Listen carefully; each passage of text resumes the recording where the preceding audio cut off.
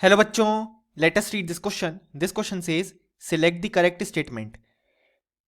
और हमारे ऑप्शंस हैं. Option A, the fraction of the total number of atoms found in the form of a particular isotope is called natural abundance of that isotope. Option B, atomic mass unit is defined as 1/12th mass of a C12 atom. Option C, compressibility of a substance is a measure of change in density for a given change in pressure. Option D, the mass fraction of oxygen in air is 0.222.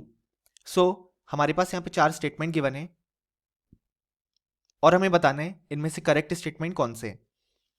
अगर हम इस question को solve करने के लिए की concept देखें तो वो आ जाएगा हमारे पास यहाँ पे मोल कंसेप्ट एंड कंसंट्रेशन टर्म्स.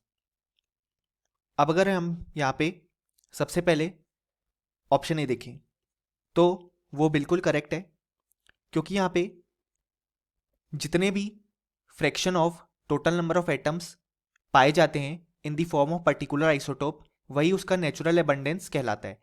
जैसे फॉर एग्जांपल लेट अस से एक एटम है एक्स, उसके तीन आइसोटॉप मिल रहे हैं X10, X11, X12, और यहाँ पे लेट अस से उसका एटॉमिक नंबर है 5.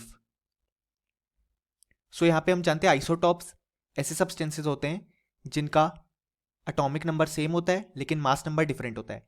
अब हमें ये पता चला कि जो X10 आइसोटॉप है वो 59% मिलता है, जो X11 वाला आइसोटॉप है वो हमारे पास यहाँ पे 30% मिलता है, और X12 वाला आइसोटॉप 11% मिलता है. ये हमने एक हाइपोथेटिकल डेटा लिया है समझने के लिए. यहाँ पे ये डेटा हमें natural abundance of that particular isotope denote कर रहा है कि कितने परसेंट जो एटम्स हैं वो इस फॉर्मेट में पाए जाते हैं. उसी को हम नेचुरल एबंडेंस बोलते हैं, और यही हमारे स्टेटमेंट ने भी कहा है. ये बिल्कुल करेक्ट हो जाएगा. अब अगर हम यहाँ पे हमारा स्टेटमेंट भी देखें तो वो भी बिल्कुल करेक्ट है, क्योंकि 1 एटॉमिक मास यूनिट, जिसे हम 1 AMU या अब हम जिसे 1 U या बेसिकली यूनिफाइड मास बोलते हैं, वो होता है 1/12 of mass of 1 C12 atom. ये हमारे पास स्टैंडर्ड डिफाइन है और यही लिखा भी गया है. ऑप्शन बी भी करेक्ट हो जाएगा. अब अगर हम बात करें यहाँ पे ऑप्शन सी की, तो वो कहते हैं compressibility of a substance is a measure of change in density for a given change in pressure. ये बिल्कुल करेक्ट है.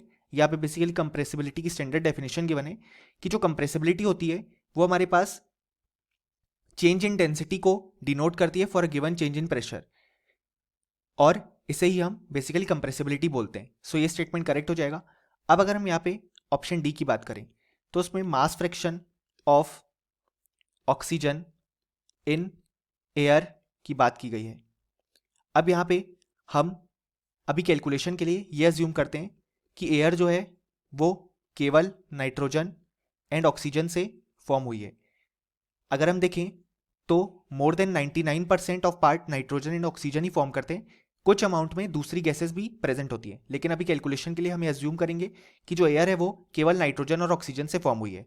नाइट्रोजन का मोलर मास हम जानते होता है 28 ग्राम, ऑक्सीजन का 32 ग्राम.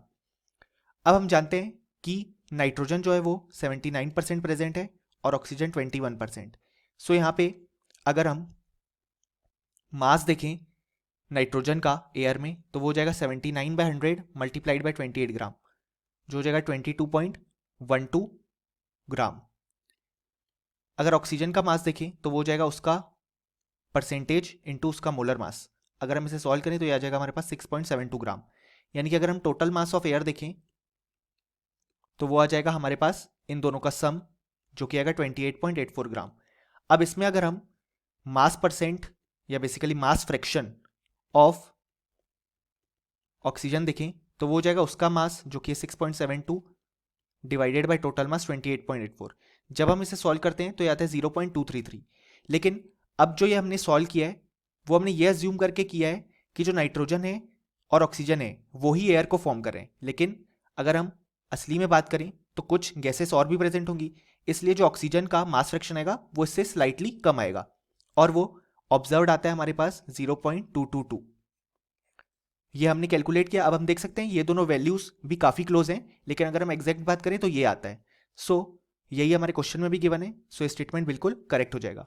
यानी कि फाइनली अगर हम बोले तो इस क्वेश्चन के हमारे पास जो करेक्ट आंसर आ गए वो आ गए option A, option B, option C and option D.